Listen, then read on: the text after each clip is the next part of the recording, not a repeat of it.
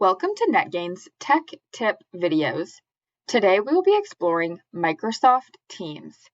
One feature available in Teams is marking a message as unread, which you can do to already read messages by selecting Mark as Unread from the ellipses.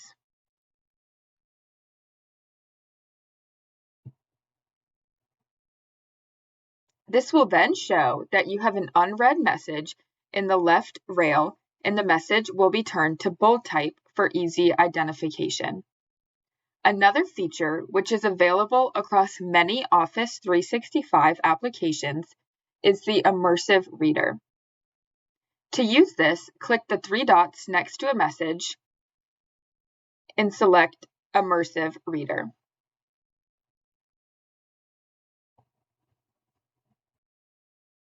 This will bring the message into focus view, and if you click play, you can have the message read aloud. Thanks for watching and stay tuned for the next Tech Tip video.